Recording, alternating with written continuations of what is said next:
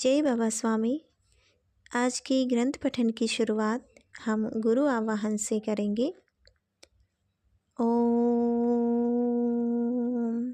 गुरुर्ब्रह्मा गुरुर्विष्णु गुरुर्देवो महेश्वराय गुरुर्साक्षात् परब्रह्मा तस्मै श्री गुरुवे नमः। तस्मै श्री गुरुवे नमः। तस्मै श्री गुरुवे नमः। ओम श्री शिव कृपानंद स्वामी नमो नमः। जय बाबा स्वामी। कल हमने देखा कि गुरुदेव श्रीनाथ बाबा के साथ ही देह त्याग करने की जिद कर रहे थे, तो श्रीनाथ बाबा ने उनसे कहा, ठीक है, तुम अपने देह भाव को नष्ट कर दो। देह भाव का त्याग कर दिया तो वह देह त्याग करने जैसा ही है।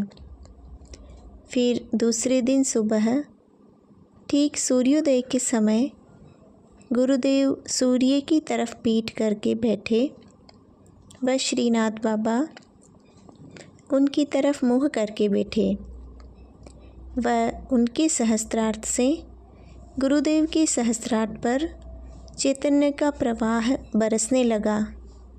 बाद में उन्होंने गुरुदेव को नमस्कार किया और देह त्याग कर दिया।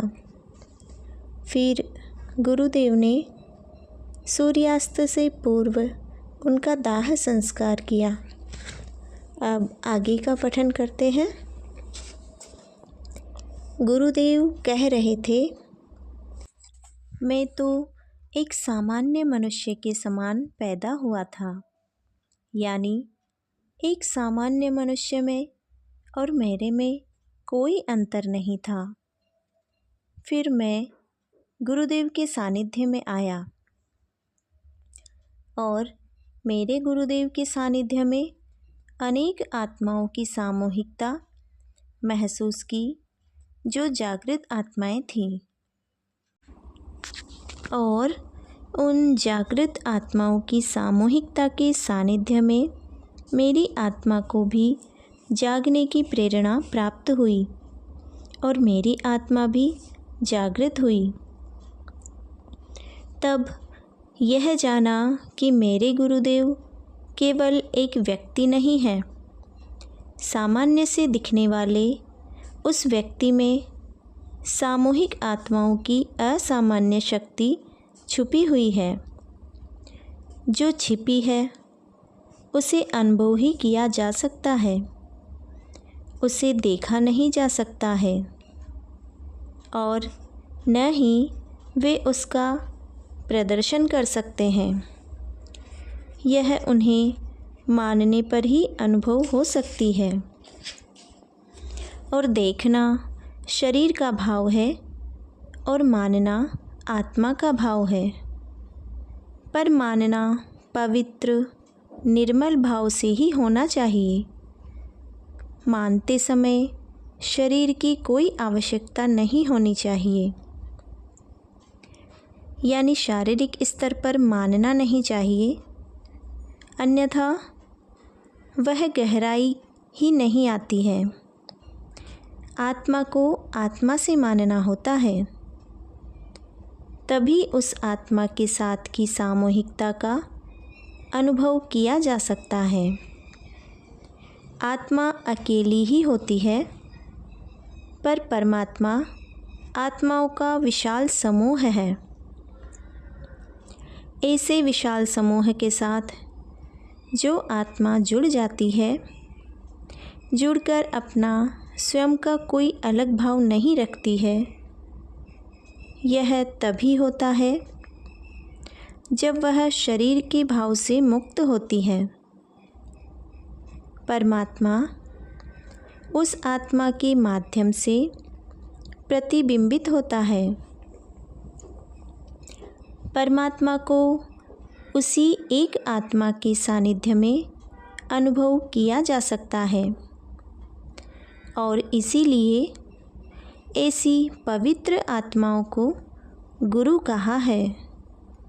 गुरु जो शरीर से परे है, शरीर में है पर शरीर में नहीं है। वे शरीर की कोई गतिविधि स्वयं नहीं कर सकते हैं। उनका अपना कोई अस्तित्व ही नहीं है। वे परमात्मामय हो गए हैं। परमात्मा उनके माध्यम से संकेत देते रहता है। वे परमात्मा का माध्यम हो जाते हैं।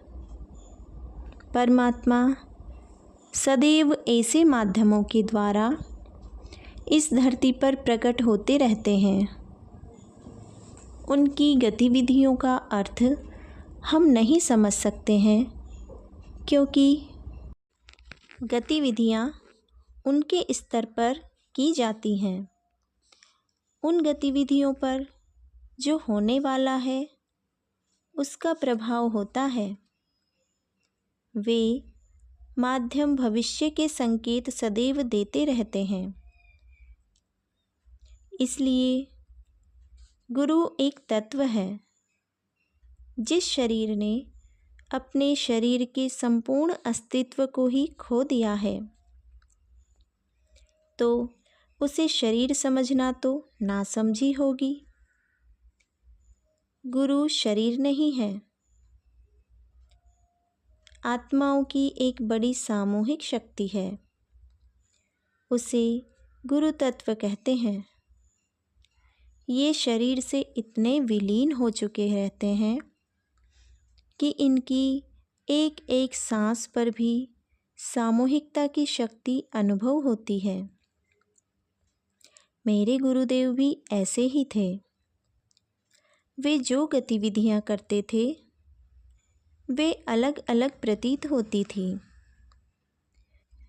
पर अलग अलग गतिविधियां थी नहीं। यदि शरीर के स्तर पर देखें तो गतिविधियां अलग अलग लगती थी, विभिन्न लगती थी, पर भीतर से अनुभव करो तो ना गतिविधि अलग थी और न व्यवहार जो शरीर से होते थे वे अलग अलग लगते थे, पर भीतर से एक ही कार्य वे करते थे, चैतन्य प्रवाहित। ये कहने से अच्छा यह कहा जा सकता है, उनके शरीर के माध्यम से सदैव चैतन्य प्रवाहित होता रहता था। लेकिन यह चैतन्य जो प्रवाहित होता था वह केवल अनुभव होता था, और अनुभव होता था आत्मा को, शरीर को नहीं, क्योंकि आत्मिक चैतन्य को आत्मा ही अनुभव कर सकता है। गुरुदेव का मौन हो या गुरुदेव बोल रहे हो, वे गालियाँ दे रहे हो या किसी की प्रशंसा कर रहे हो, वे पलके भी झपकाते हो तो भी चैतन्य का प्रवाह छूटता था। उनके चलने में चैतन्य था, उनके बैठने में चैतन्य था, उनके सोने में चैतन्य था। उनके शरीर की छोटी से छोटी गतिविधि भी चैतन्य से भरी होती थी। वे हाथ की उंगली भी सामान्य हिलाते थे तो चैतन्य का सैलाब अनुभव होता था। वे हाथ भी सामान्य हिलाते तो भीतर कुछ जगने लग जाता था। जो भीतर जगता था वह बताया नहीं जा सकता, अनुभव ही किया जा सकता है। अपने भीतर ही सूर्योदय हो रहा है। धर्म मार्तंड भीतर ही जग रहा है, ऐसा अनुभव होता था। ऐसा होता था इसीलिए उनके शरीर के सानिध्य में आत्मा पुलकित होती थी। आत्मा को उनका सानिध्य बड़ा भाता था। कभी आत्मा की इच्छा नहीं रहती थी कि उनसे दूर जाया जाए। मेरी आत्मा सदैव उनके सानिध्य में ही रहना चाहती थी। और ऐसा क्यों चाहती थी, मेरा शरीर नहीं समझता था। पर मेरा शरीर न समझते हुए भी उनके सानिध्य में रहता था। यह सब इसलिए होता था क्योंकि गुरुदेव के शरीर का तो कोई अस्तित्व ही नहीं रहा था। संपूर्ण शरीर विश्व चैतन्य का माध्यम बन गया था। इसीलिए शरीर की स्वयं की तो गतिविधि थी ही नहीं। सारी गतिविधियाँ चैतन्य के द्वारा ही संपन्न होती थी। इसी कारण उनकी प्रत्येक गतिविधि अच्छी लगती थी। वे गालियाँ भी देते तो ऐसा लगता था मानो अमृत वर्षा हो रही हो। इसीलिए वे किसी को गालियाँ भी दे रहे हो तो सुनते रहने की इच्छा होती थी। वहाँ से हटने का दिल नहीं करता था। उनके देह के ऊपर परमात्मा का आधिपत्य सदा रहता था। और यह तभी संभव है जब वे उनके शरीर का अस्तित्व ही नहीं रखे।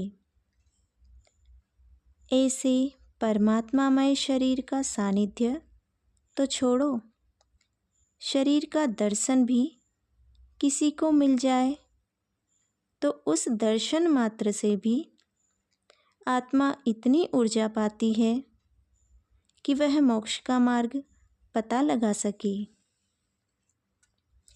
एक दर्शन से भी घटना घटित हो जाती है।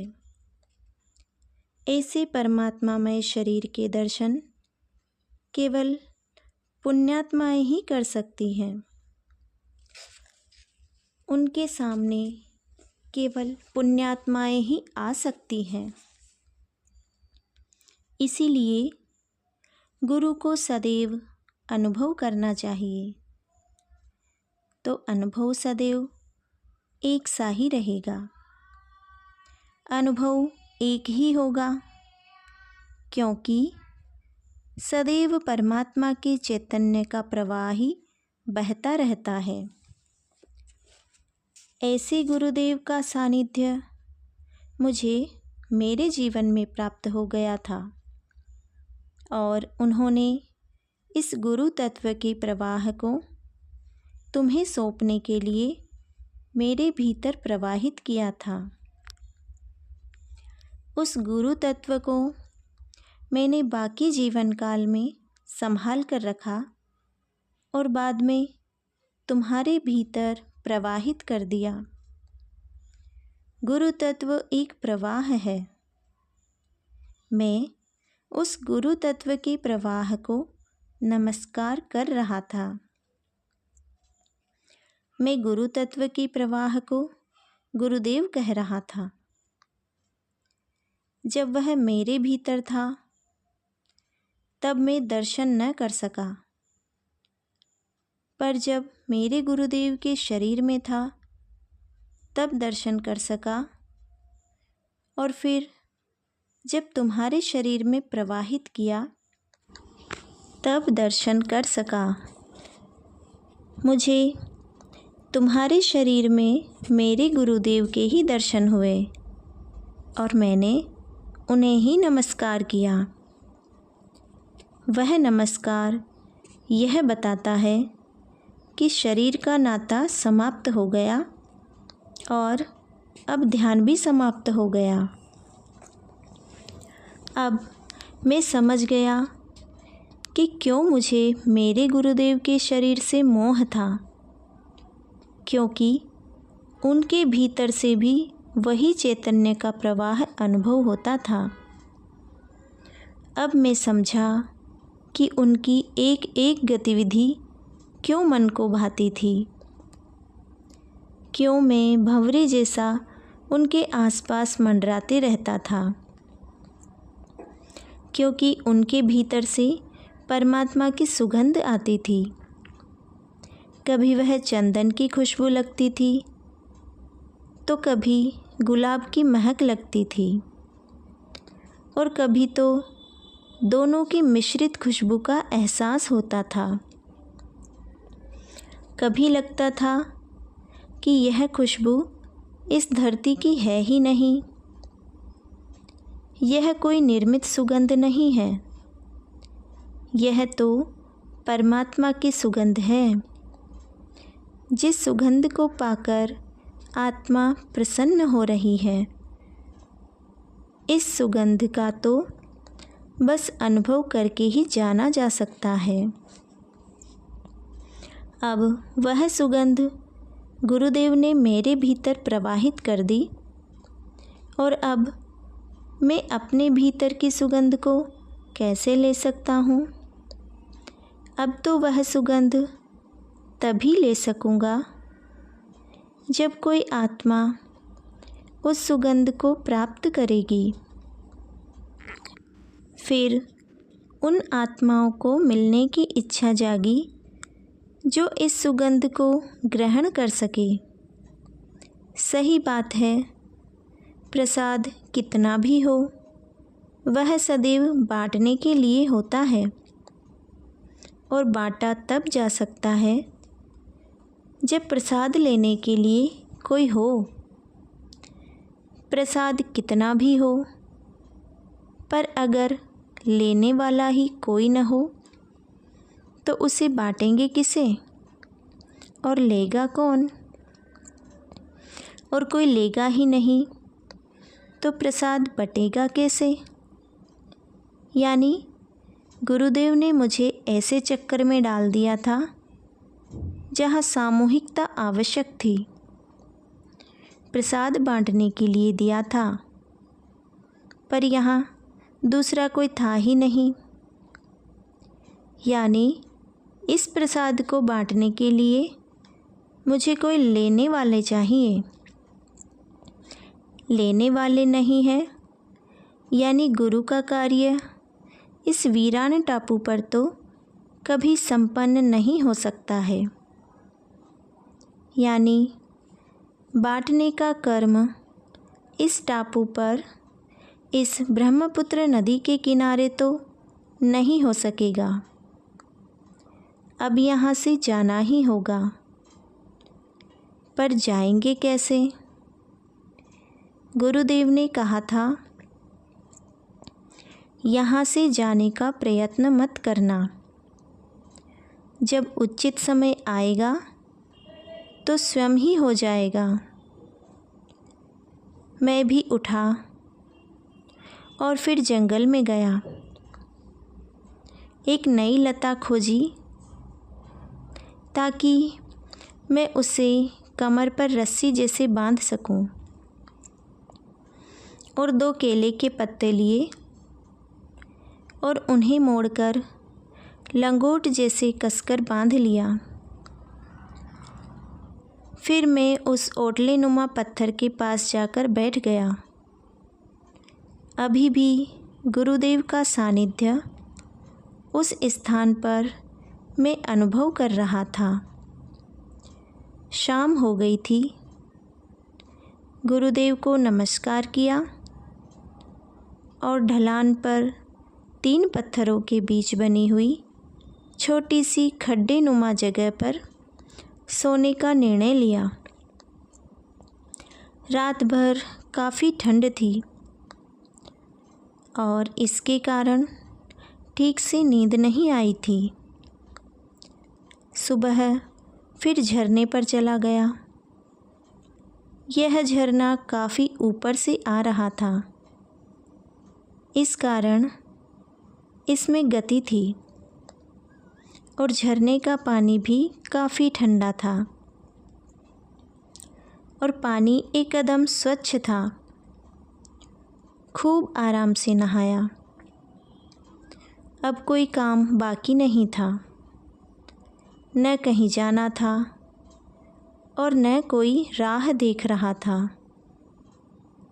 नहाने के बाद फिर एक लता को ढूंढा, उसे रस्सी के समान कमर से बांधकर फिर 2 केले के लंबे पत्तों के टुकड़े लिए और उन्हें लंगोट जैसा बांध लिया। अब यही मेरा वस्त्र था। बाद में फिर गुरुदेव की चिता के पास जाकर ध्यान करने लग गया और ध्यान करते करते ही गुरुदेव की ऊर्जा शक्ति का अनुभव हुआ। वे कह रहे थे, हमारी भारतीय संस्कृति में परंपरा से शाश्वत शांति पर कार्य हुआ है और इसकी खोज में प्रत्येक संत महात्मा ने अपना योगदान दिया है और इसी आत्मा शांति की खोज करते करते आत्मज्ञान की प्राप्ति हुई है और आत्मज्ञान प्राप्त हो जाने के बाद मनुष्य को क्या करना चाहिए और क्या नहीं करना चाहिए, इसका ज्ञान हुआ और इसी आत्मज्ञान के आधार पर उसने मनुष्य की जीवन पद्धति को कुछ नियमों व कर्मों के आधार पर तैयार किया।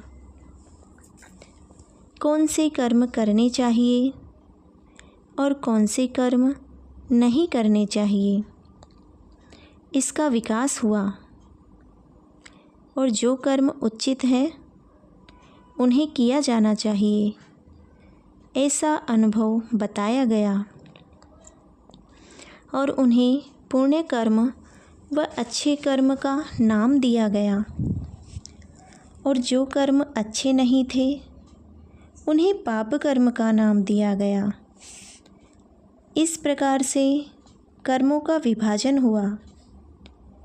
पुण्य कर्म और पाप कर्म की दृष्टि से आत्मा के अलग अलग वर्गीकरण हुए हैं। जो पुण्य कर्म करती हैं वह पुण्यवान आत्मा के नाम से जानी जाती है। इस आत्मा के साथ अच्छे कर्मों का भंडार होता है। ठीक इसी प्रकार बुरे कर्मों के भंडार वाली आत्मा बुरी आत्मा या पापी आत्मा कहलाई। यानी किए गए कर्मों के कारण पुण्यवान आत्मा व पापी आत्मा कहलाई और फिर कर्मों को प्रधानता दी गई। कर्मों की प्रधानता से ही कुछ धर्मों या उपासना पद्धतियों का निर्माण हुआ जिनमें परमात्मा के अस्तित्व को ही नकारा गया। अच्छा कर्म करोगे तो अच्छा फल मिलेगा और बुरा कर्म करोगे तो बुरा फल मिलेगा। फिर परमात्मा का कोई महत्व ही नहीं रह गया। सारा जीवन ढांचा कर्मों के आधार पर ही खड़ा किया गया। कर्मों को इतना महत्व दिया गया कि कर्म कराने वाली कोई शक्ति भी है, उस पर ध्यान ही नहीं दिया गया। कर्म ही सब कुछ हो गए। कोई ऊर्जा शक्ति है जो कार्य करने में सहायक होती है, इस बात को भुला दिया गया और कई वर्षों तक जब कर्म प्रधानता की बात की गई तो फिर बाद में सारे नियम पुस्तक में सिमट कर रह गए। ये पुण्य कर्म है, इन्हें करना ही चाहिए, ये नियम। ये पाप कर्म है, इन्हें नहीं करना चाहिए, ये नियम। मनुष्य तो नियमों में ही फंसकर रह गया। अगर मोक्ष की प्राप्ति चाहते हो तो इन नियमों का पालन करना ही होगा। सारे मनुष्य समाज को विकसित करने के लिए इन नियमों का आधार बनाया गया। इस ताने बाने के आधार पर ही कुछ शास्त्र भी तैयार हो गए, पर परमात्मा दूर हो गया और फिर सारा सजीव ज्ञान जो अनुभूति पर आधारित था, जिस ज्ञान के कारण क्या करना चाहिए और क्या नहीं करना चाहिए को समझा गया, वह सजीव ज्ञान छूट गया और फिर पुस्तकों में लिखा गया निर्जीव ज्ञान ही समाज में प्रसिद्धि पा गया। और इसका मुख्य कारण था किताब को पढ़ना आसान था, किताब को पढ़कर सुनाया जा सकता था। जय बाबा स्वामी। आज के ग्रंथ पठन को यहीं पर विराम देते हुए अब शांति पाठ करेंगे। ओम द्यो शांति अंतरिक्षगं शांति पृथ्वी शांति रापः शांति औषधयः शांति वनस्पतयः शांति विश्वे देवाः शांति ब्रह्म शांति सर्वगं शांति शांतिरेव शांति सामा शांतिरेधि। ओम शांति शांति शांति सर्वरिष्टसु शांतिर्भवतु। जय बाबा स्वामी। जय आत्मेश्वर।